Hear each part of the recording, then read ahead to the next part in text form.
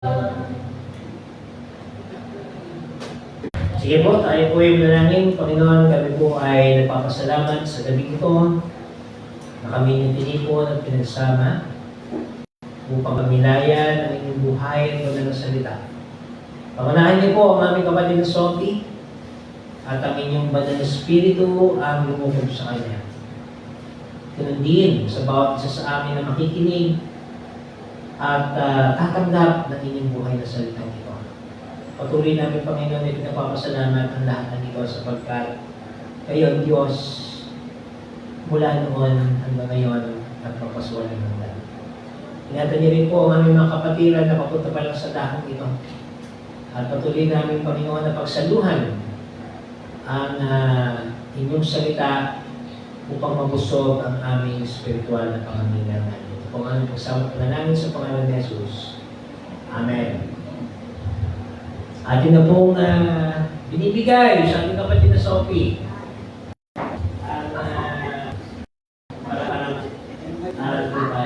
dito po tayo, Ate Lydia, tsaka Aisha. Masyado pa yung, para kayong others dyan. Ano Sophie?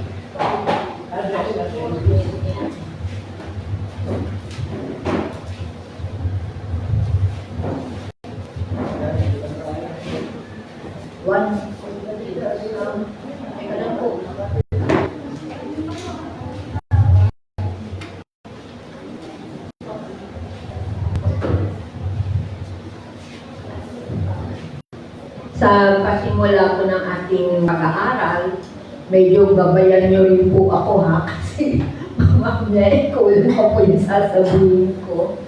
But anyway, yung po palang psalm and awit, iisa pa yun, Tagalog lang yung awit.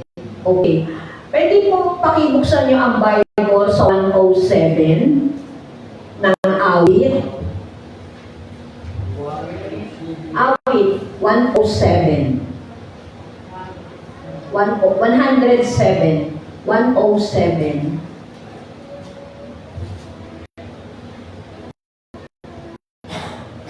Ano po ba kayo?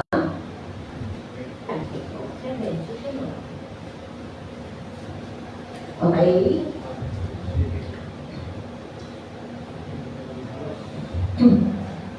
Yung pong talata na 107, ang ating pong pag-aaralan ay yung salitang 1 hanggang 3. Now, sino po sa inyo ang pwedeng basahin ang 1 to 3? Chapter 107. 107. Awit ng pagpapasalamat sa kabutihan ng Diyos. Purihin si Yahweh sa kanyang kabutihan. Pag-ibig niya'y tunay, laging tapat kailanman. Lahat ng niligtas, tinubos ni Yahweh. Bayaang magpuri, mga tinulungan, upang sa problema sila ay magwagi. Sa sariling bayan sila ay tinipon, pinagsama-sama. Silangan, kanluran, timog at hilaga ay doon kinuha. Ang atin po sa pag-aaral ay ang pagpapasalamat sa kabutihan ng Diyos. Okay. Ang po, sa totoo lang ay dapat po talaga tayong magpasalamat, di ba, sa kabutihan ng Diyos. Ang kabutihan, ang kanyang kabutihan ay puno ng pag-ibig. Pag-ibig na tunay at laging tapat kailanman. Tayo ay tinipon at pinagsama-sama mula sa silangan, kanluran, timog at hilaga. Ibig sabihin, saan man at sa lahat ng sulok ng daigdig, tayo ay niligtas ni Yahweh.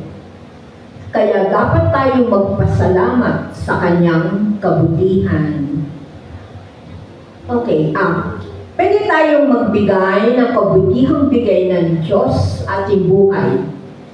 Sino po ang pwede ma-share? Kabutihan na ginawa ng Panginoon sa ating buhay.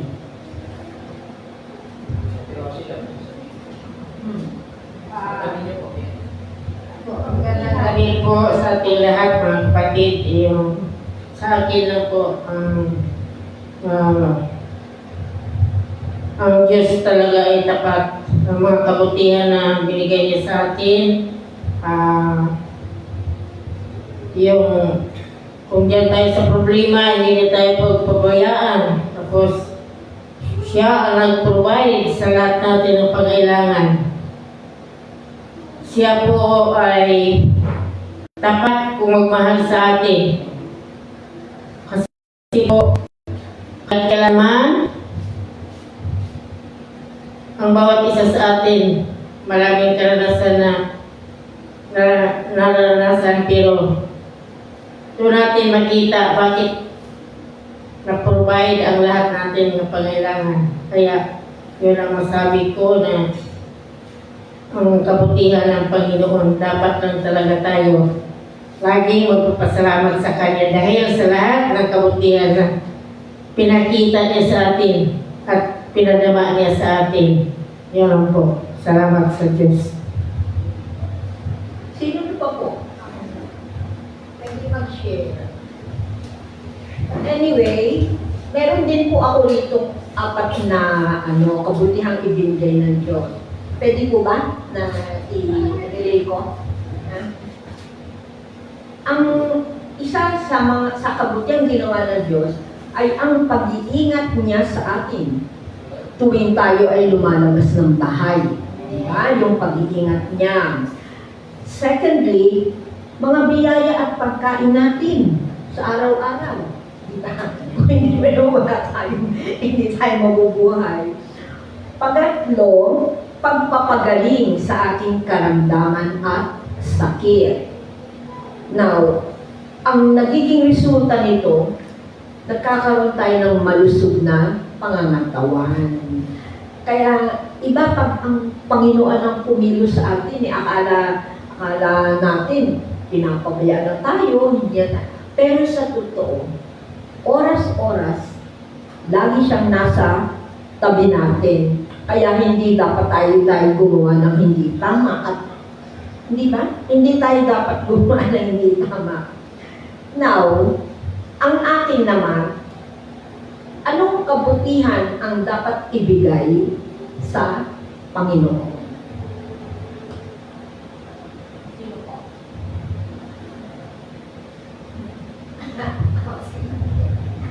Yung yung maglingkod tayo sa Kanya. Sa Kanya po, sa ating Panginoon.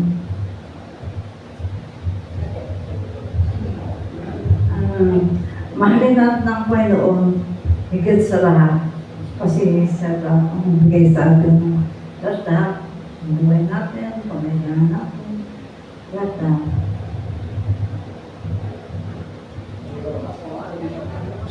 Sumunod po tayo sa mga utos ng Panginoon.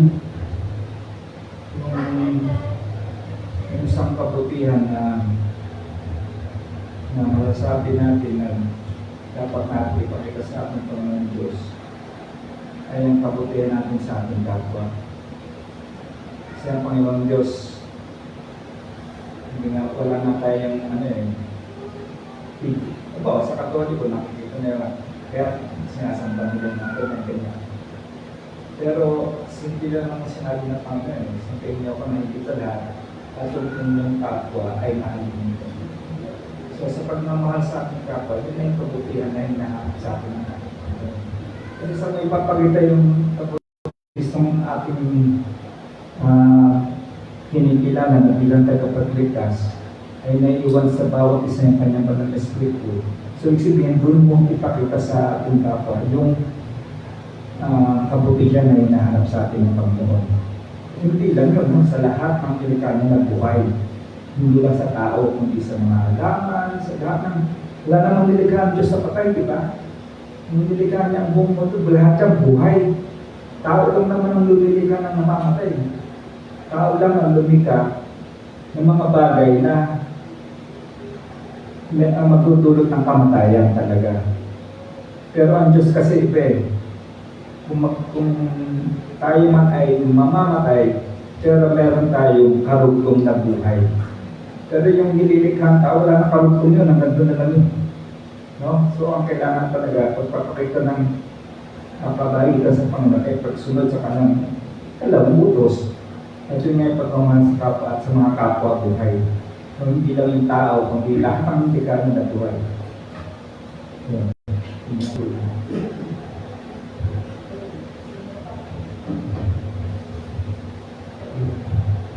Para naman sa atin, ang kinakailangan natin ibigay sa Panginoon kabutihan. Yung pagtanong, pakita natin yung kabutihan para sa Panginoon. Okay. Para sa atin, yung siyempre, una-una, sa kapwa natin tao, pakita tayo sa bilang saan tayo mananampalataya. Pakita natin sa tao ang ating kabutihan, pag-ibig sa Kanya, katulad ni Jesus na ibig tayo. Tapos, pangalawa, yung maging tapat lang tayo sa Kanya. Kanyang mga binibigay ng mga gawain para sa atin. Na isa yun papakita tayo sa Kanya, sa ating Panginoon. Na yung maraming pa dapat natin ipakita sa Panginoon kabutihan. Marami yan, hindi natin malaan. Yung una,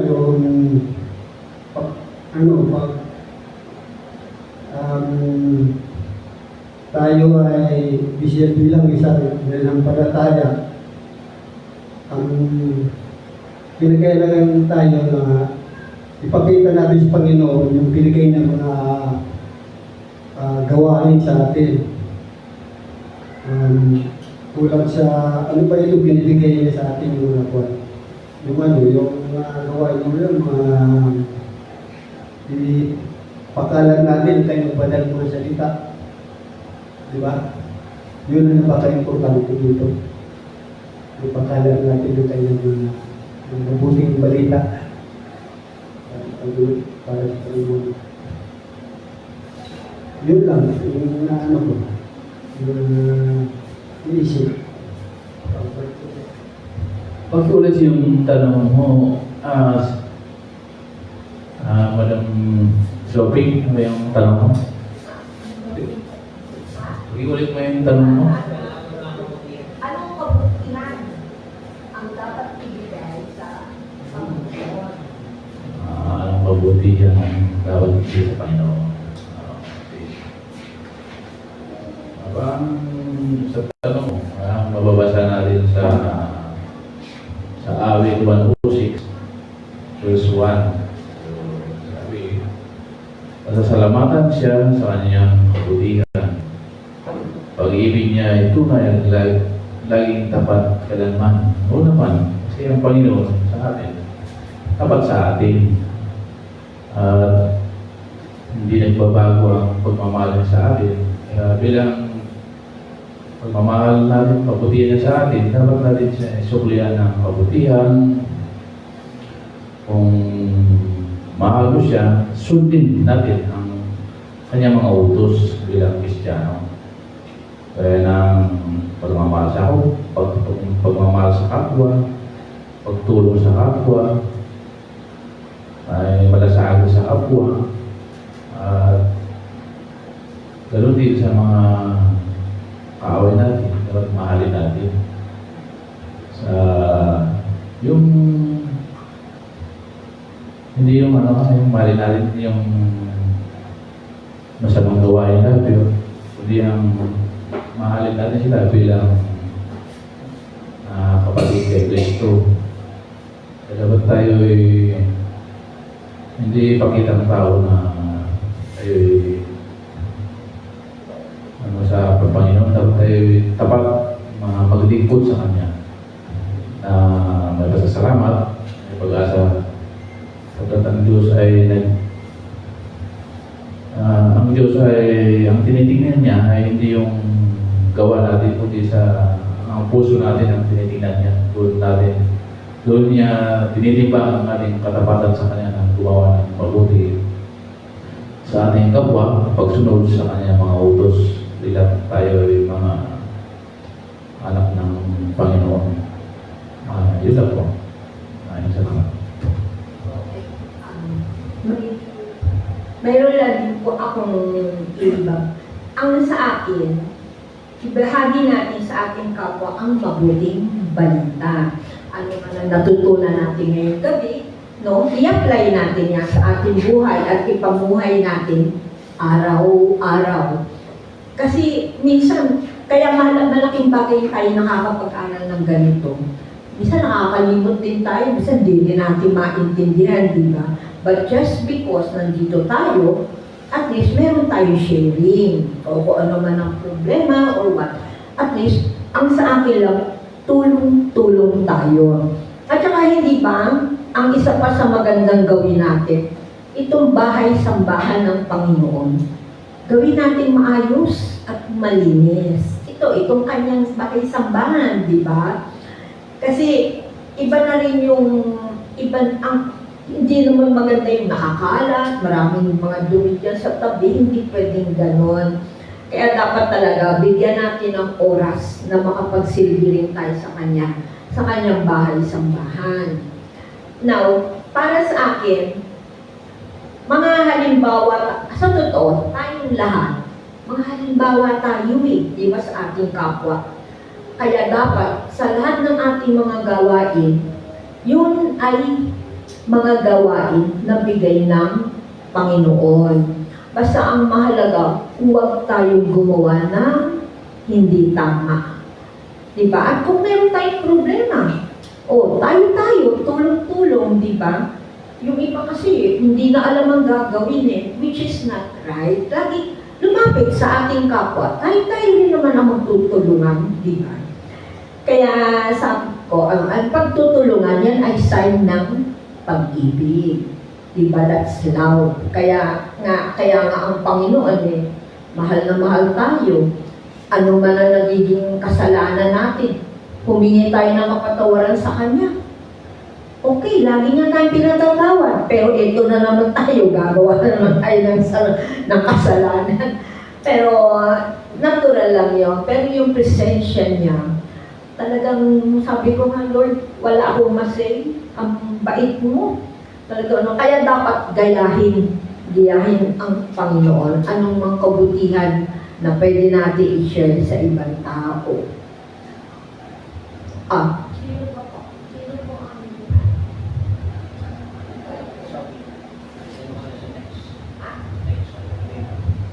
the next na? Oo.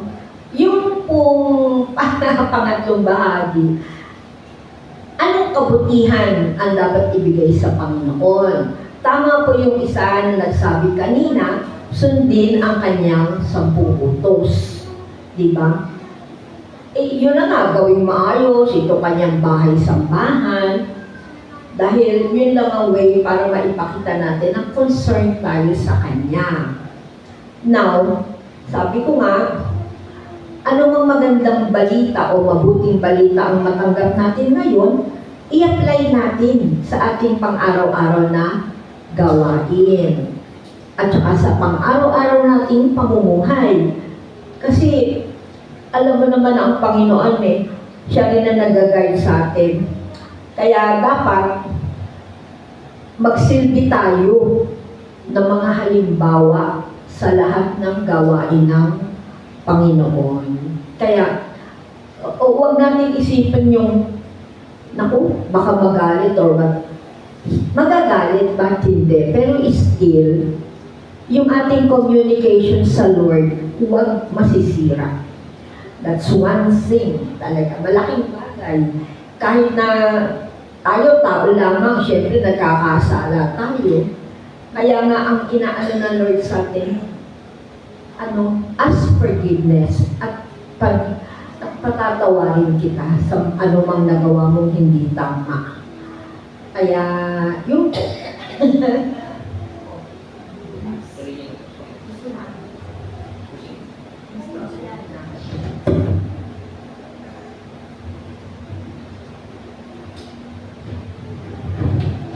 yung pong isang pag-aaral sa 2 Corinto.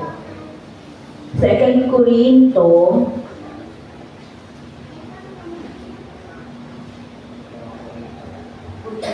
nasa mga Corinto. Ikaw na si Corinto, ano na po? Si Corinto, 2 Corinto, 7. Yan.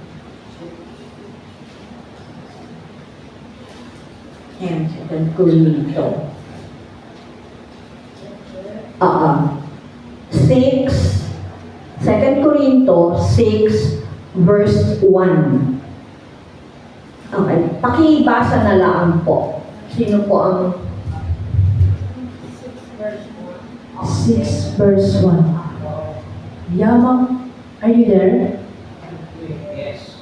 Yamang kami magkakasama sa gawain ng Diyos. Nakikiusap kami sa inyo na huwag niyong sayangin ang kagandahang loob na ibinigay sa inyo ng Diyos. Sapagkat sinasabi niya, sa kaukulang panahon ay pinakinggan kita, sa araw ng pagliligtas, sinaklolohan kita.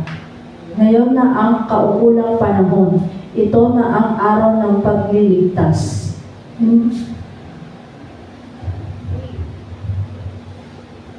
okay na po? Na anuhan nyo?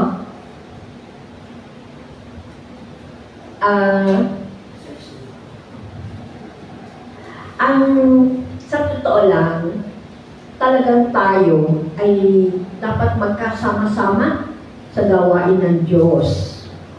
Huwag nating sayangin ang kagandang loob na ibinigay niya sa atin. Ang kanyang pagliligtas sa ating kahirapan, kapighatian at kagipitan. Magbigay ka ng isang karanasan at sa mga pangyayari sa buhay mo, katunayan ng kanyang pagliligtas sa ating asawa, mga anak at kamag-anak. Hindi ba ang isa sa masakit na pangyayari, yung tayo ay mamatayan ng isang nating mahal sa buhay, di ba? At isa pa sa magandang hingi natin sa Panginoon, na ang mga kabataan na kasalukuyang mga nag-aaral, nawa ay makatapos sila sa kanilang pag-aaral. Kaya kailangan talaga natin na i-guide natin sila at maging tayong mga miyembro. Sama-sama tayo magtulungan. Wala din namang ibang aayos sa mga natin, kundi tayo rin. Kaya sabi ko nga sa Lord, malaking bagay talaga na ikaw ay nasa piling namin. At kami ay nabibigyan mo ng tamang paraan anumang problema kami mayroon. Kaya yun po. Sino po ang gusto magbahagi?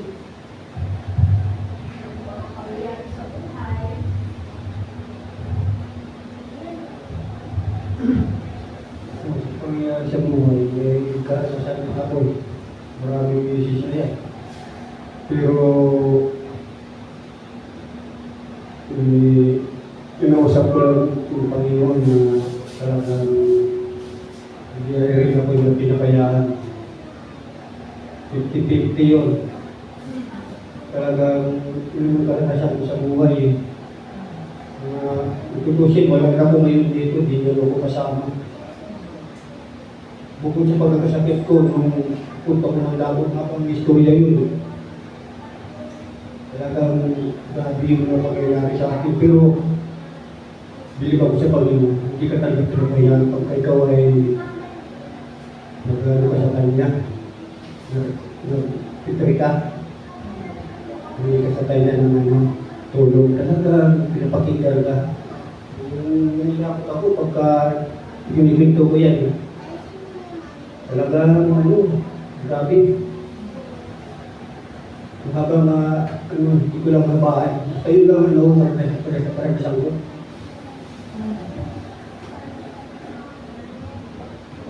Maraming salamat sa Panginoon talaga. Ako naman po, hindi naman, siguro yung karanasan mo, Kuya Tomas, karanasan din namin yan sa pagkakasakit namin. Si Kuya Joey na lang sa dami-dami ng aksidente yung nararanasan po niya. Talagang, biruin mo, near-death experience lagi siya Nababagok ang ulo. Yung mata niya namamaga kasi umuntog sa bakal. May mata pa siyang gano'n. Maayos pa ang kanyang Kaya kung tutuusin sabi ko nga kay Papa, talagang may plano pa rin ang Panginoong Diyos sa iyo Kasi sa dinami-dami mo namin karanasan nang na-ospital siya, Siyempre ako na-ospital din naman ako, hikain ako dati Pero ngayon, hindi na gumaling na yung hika ko. Ang problema nga, ito naman si Elder Joey, yun na yung kanyang panginginig, yung kanyang Parkinson's. Awa ng Diyos, sana si Chacha wala namang sakit, Yun na lang ang aming pinapanalangin. Pero talaga, kung sa gamot lang, mayaman na siguro mercury sa amin. Sa dinami-dami namin sakit, napakayaman na ng mga gamot na to. Dahil talagang pag mahina ang budget mo, sa gamot na lang po ni Kuya Joey, hindi naman po sa pag-ano, talagang nauubuso ang aming pera doon, Aside from the fact na bukod pa sa mga gamot na yan, may mga testing pa. Di ba? Hindi lang yung gamot Yung MRI na tinatawag, titignan yung utak mo. Ngayon, makakalimutin na rin ako, Ate Sophie. Nag-MRI na din ako para malaman kung anong diferensya ng utak ko.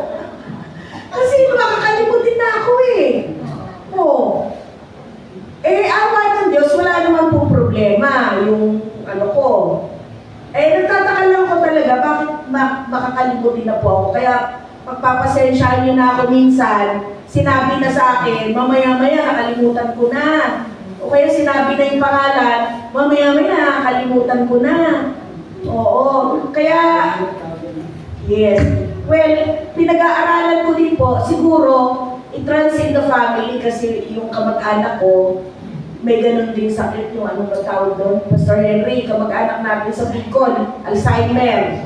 Yan, ang sakit ng namin, Eduarte. Kaya, mahirap mahirap magkasakit. Pero awa ng Diyos, andito pa tayo lahat, buhay. Kahit wala tayong pera. At least buhay tayo. At patuloy na humihingi tayo ng tulong sa Panginoon na tayo ay ingatan palagi. Kasi mahirap si Ate Sophie nga lang maglalakad mag-isa mula dito hanggang Buting Pero kung katsaga-tsaga, siya pa-leader natin ngayon. Oo, di ba, Ate Sophie? Salamat dahil, siya pinakamalayo. Pero ang tsaga niya talagang Ate Sophie, may award ka sa langit talaga. At lahat po tayo dito, syempre, si Ate Rosie, pagod na yan sa pagtatrabaho.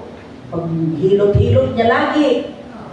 Pagod na. Pero nandito, si Liza sa pagtuturo sa mga bata kanina. Si Ate Licha sa pag-iintindi sa amin, mga kailangan kanina. Lahat po tayo dito talaga. Si Ate Flory, pagod-pagod na rin yan, Ate Flory, Pero, talaga namang napakatsaga niya rin sa mga bata sa Sunday school, sa vacation church school kanina, ilang bata yung sinasaway niya Diba? Pero salamat sa Diyos, nakakatuwa po. At bukas po ay graduation na ng mga bata.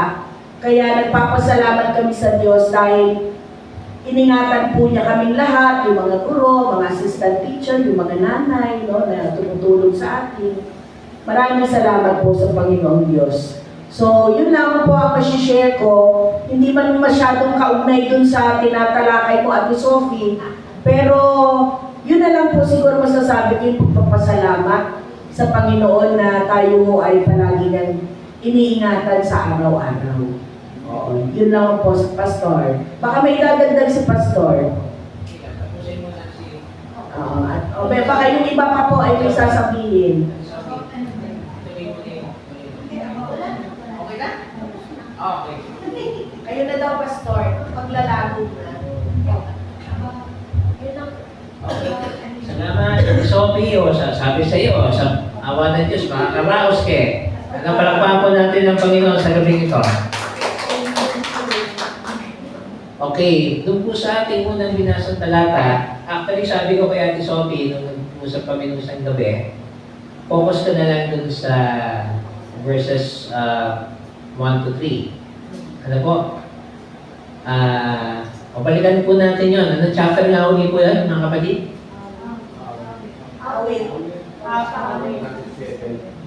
Okay. Yan, okay. Nasa ano pa, ha? Hindi niya pa nakakalimutan, ha? Galing, galing. Sige po. Kasi meron pang sumunod na verse sa atin, yung 23 to 32. Sabi ko kay Ate Sophie, focus na lang po siya doon sa first 3 verses. And salamat sa Diyos at Kanya pong natumbok yung pong aming pinag-usapan.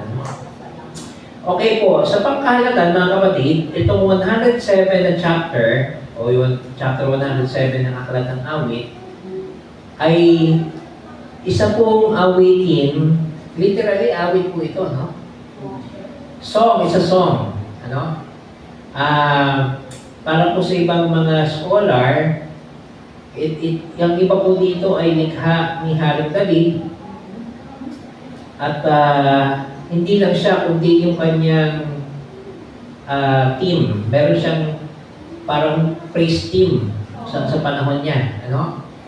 So, pag sinabi po nating mga awitin, ito ay mga batay sa kalanasan ng isang tao. At sa konteksto po ni David, kung paano niyang nakilala at naunawaan ng Diyos. Okay? So, ganoon naman, si Kuya Joey po, isang composer yan, ano? Ilan na ba ang song? Nilika mong kanta? Yeah. Marami-rami na rin, ano? May 20 na rin ba? 20? Okay. So yan po, inilarapat yan. Depende yan sa sinusulat ng compose ng manunulat. Kung para kanino, yung mensahe gusto niyong iparating, at kung ano yung sitwasyon na kanyang kinakaharap nung sinusulat niya. Okay? So ito pong aklat na ito, buong aklat ng awit ay talaga namang experiential, kung tawagin natin.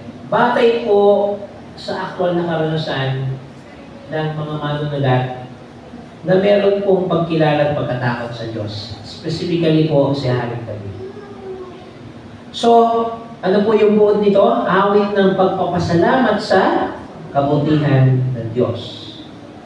So, awit ng pagpapasalamat sa kabutihan ng Diyos.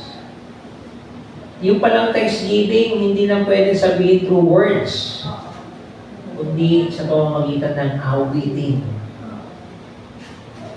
Yan po, yung ating mga, isa nga, nagbibiro ko sa pag, alam ba, ganda ng kanta ng choir, no? Sabi nga, pwede na pala akong di mag-sermon. Kasi ina po mismong awit. The song itself is a message. Isa na po mensahe. So, pwede pala tayo magpaabot ng pasasalamat sa Diyos sa pamamagitan ng mga awitin. Kaya napakalaking bagay po sa loob ng iglesia at sa ating pananambahan na merong musika. Kasi dry talaga pag walang music.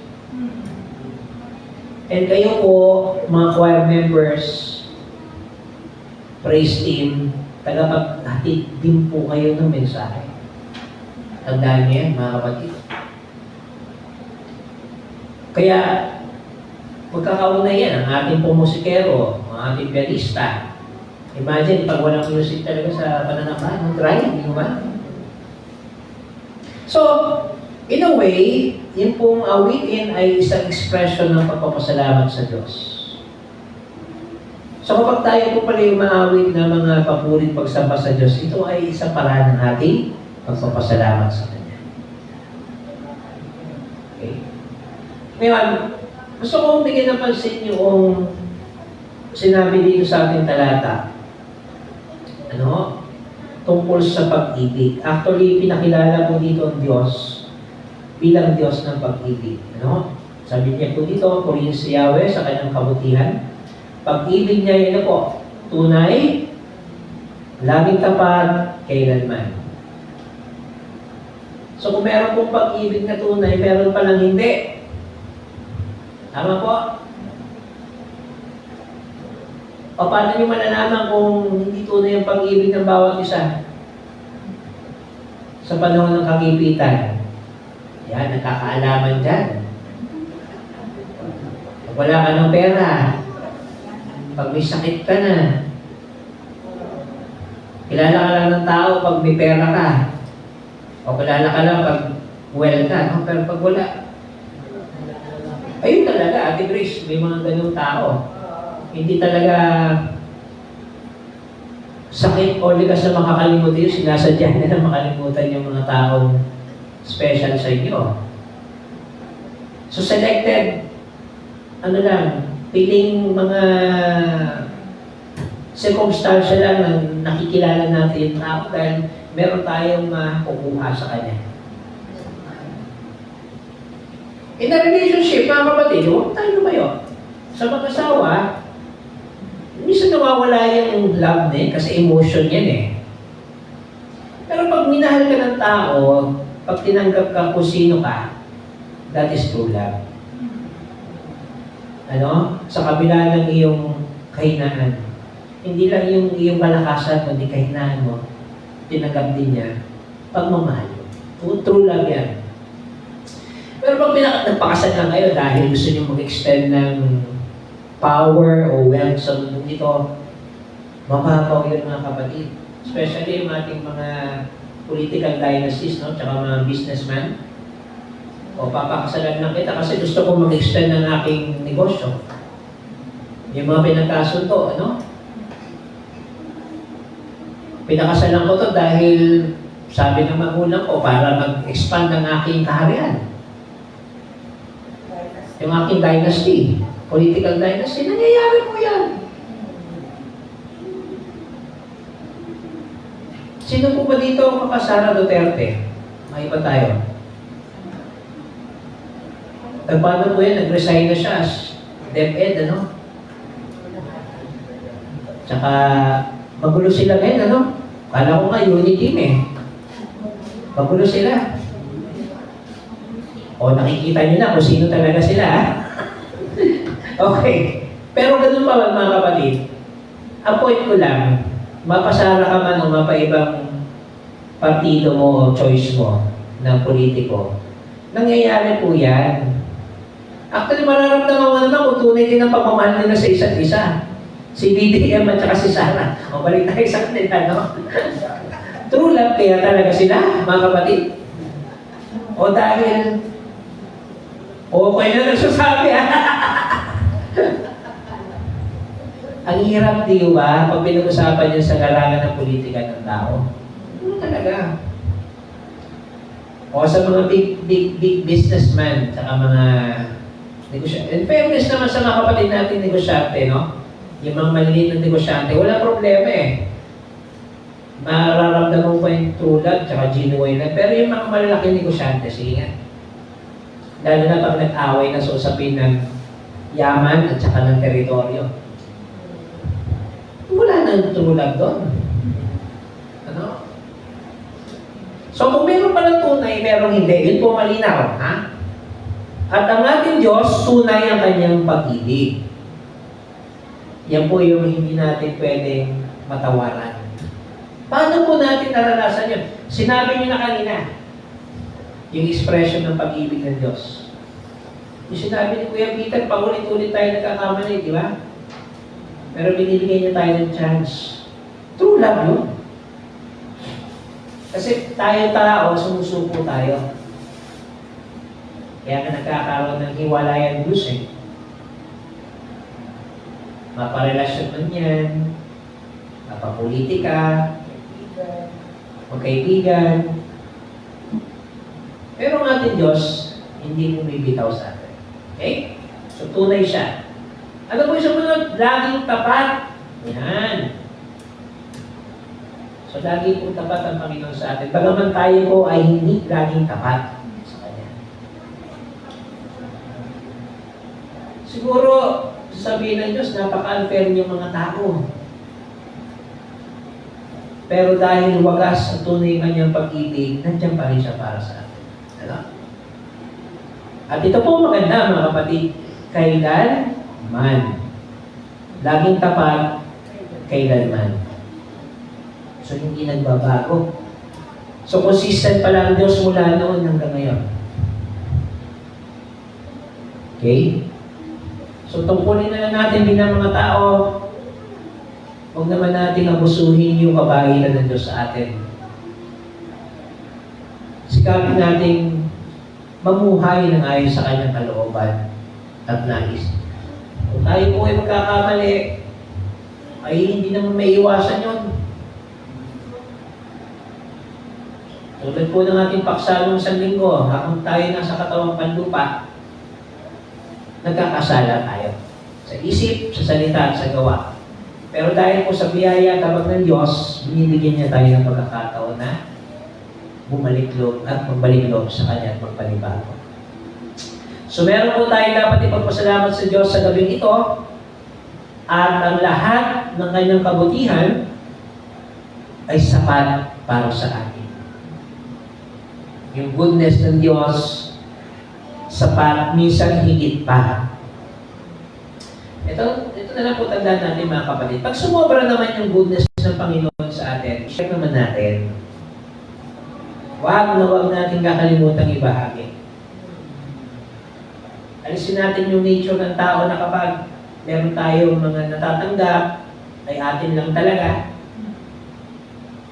Subukan nyo pong ibigay yan at ibahagi. Ibabalik ng Panginoon niya sa atin. Higit pa sa ating inaasahan. So, mapapalang gabi po sa ating lahat. Thank you, Ate Sophie, sa iyong sharing. Sabi sa iyo, kaya mo na talaga mag-lead ng Bible study. So, reminder lang po, yung ating pong mga leaders, meron tayong list ng ating mga isinulat na mga tagapanguna. So, ipag-pray po natin na magkaroon sila ng time for preparation, for meditation, at makapag-commit po, no? Kasi, sayang yung pagkakataon na mai-share po nila yung ibinigay na mensahe sa kanila ng Panginoon. Okay po? So, okay. Darako po tayo sa pagkakaloob. Waiting po natin ng koro ng tanging alay ko. Ang tanging alay ko, sa'yo aking naman, ay buong buhay ko, puso at kaluluwa, hindi makaya ng maipagkaloob, mga haling hiyas, di gintong nilubog, ang tanging dalangin, o Diyos ay tanggapin, ang tanging alay ko, nawa ay gamitin. Ito lamang Ama, wala na iba pa, akong inihiling. Bago tayo lumako sa pamukas na panalangin, magpapasalamat po tayo sa Panginoon sa 5 araw na kanyang guidance sa ating Vacation Church School sa taong ito. At tulad po na sinabi ng ating kapatid na Grace, bukas na po yung ating graduation. Iniimbitahan ko po ang bawat kapatiran kung kayo po ay available bukas. Ang start po ng program ay alas 9. So sana po kung sino man ang available, maganda po masok siya ninyo yung pagtatapos ng ating mga mag-aaral. At the same time ay makatuwag din po kayo para sa gawain na ito. So, padalangin po natin si Pastor Joshua medyo na-delay ang kanya pong operation. Supposedly dapat siya po ay i-admit na kahapon. Pero ang latest po, sabi ni Mami Ruth ay hindi pa pala dumarating yung kanyang doktor. Magaling pa ng ibang bansa. So medyo na-delay ng konti. Hopefully po, this end of the month ay ma-operahan na siya. Of course, yung kanilang mga pangangailangan pinansyal, kasi aabotin yata ng 1 million ba? Malaki po. Malaki. Malaki ang magiging expenses ni Pastor Joshua. Siyempre, patawa-tawa lang niya si Pastor, pero meron din mga alalahanin niya. No? So, hopefully, Madam Chair, kung ma-opera na po si Pastor, makapag-special offering tayo sa kanya. And mapanawagan sa ating kapatiran o naman yung pwede nating may tulong. Sama-sama may hambag para po dun sa kanyang operation.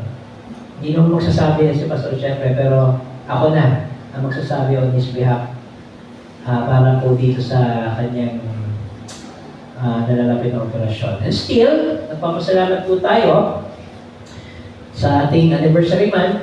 Tayo po nasa anniversary month pa rin natin, ano? And ipanalangin natin yung mga bata ay masustain para po sa kanilang paglabong spiritual. Kasi ang dalangin natin, may involved na sila sa Sunday school. And eventually ay maging regular members ng ating simbahan. Ano? So, panalangin natin na magpatuloy po yung ministry sa mga bata. Okay? Yun lang po. Meron pa ba tayo ilang mga concerns pa? So, Ano po ang nangyari sa usapan kanina? ano pong masasabi niyo ako ito? Meron po bang Ade, sige. Meron po kaming kalendary ulit, Madam Chair, next Friday. Alas 6 ng gabi. So may part 2 pa kami. So may party meeting pa Hmm. or Yun lang po. Kapatid na Joy, may announcement ka ba? Okay na ba tayo bukas? Ready na? Thank you, thank you. Kumusta yung ating t-shirt? Salamat. Okay. Sige po, kung wala na, tayo po ay manalangin. Nagitin po natin ang alam ko may magagawa Diyos. Alam ko may magagawa ang Diyos. Alam ko may magagawa ang Diyos. Kung ako'y magtatapat sa Kanya'y maglilingkod, alam kong may magagawa ang Diyos. Tayo pa'y manalangin dakila, mahabagin namin Diyos. Ang inyong kabutihan, katapatan, pagpapatawad at pag-ibig ay patuloy namin nararamdaman at nararanasan. Salamat Panginoon sa pagkakataon na kami makapaglingkod sa inyo sa kabila ng mga kahinaan at kakulangan namin bilang mga tao. Kami sa tuwina ay lagi nawawalay sa inyong paningin at landas. Kami po ay nagkakasala sa isip, sa salita at sa gawa.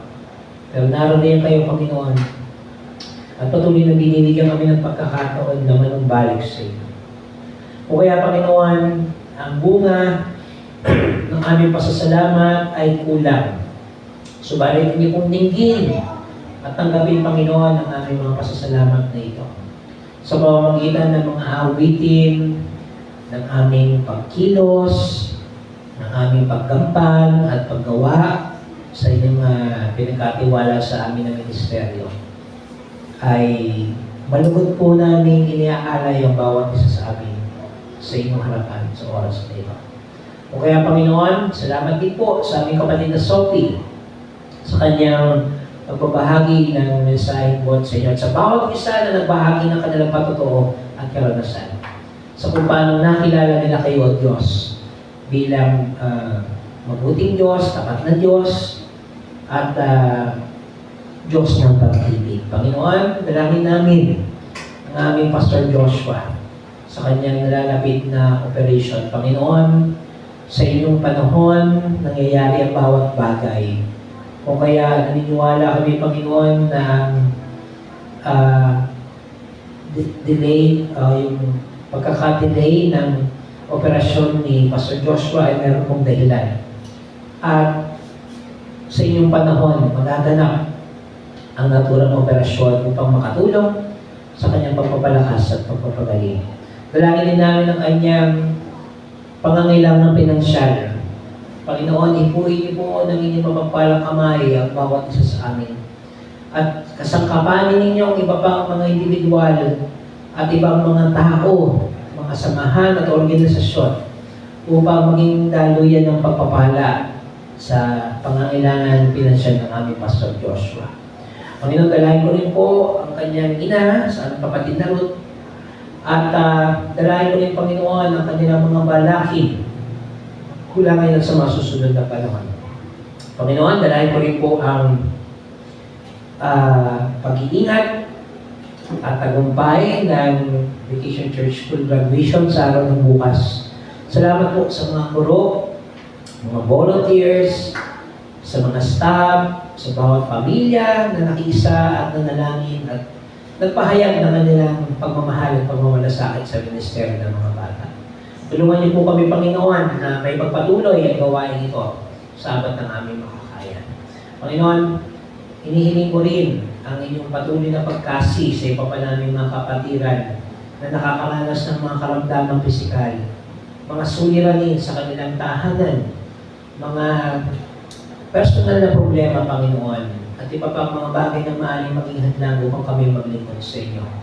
Panginoon, pinagkakatiwala namin sa inyo lahat sa pagkatalag namin na kailanman na hindi nyo kami pababayaan at iniwanan sapagkat kayo ang Diyos na mabuti, kayo ang tapat at patuloy na nagpapahayag ng inyong pag-ibig. Sabi po pasamantalang paghihiwalay, Panginoon, ingatan niyo po kami at samahan at sa araw na bukas, panibagong buhay at lakas ang inyong igawad sa bawat isa sa amin. Ito po ang aming pagsama at panalangin, aming pasasalamat sa tanging pangalan ni Jesus, na aming Panginoon at tagapagligtas. Amen. Mapagpalang gabi po sa ating lahat. Ay, Pastor, may dagdag ko lang dahil sa natingnan na yung aircon natin kanina, yung mga espesyalista ng aircon. O ay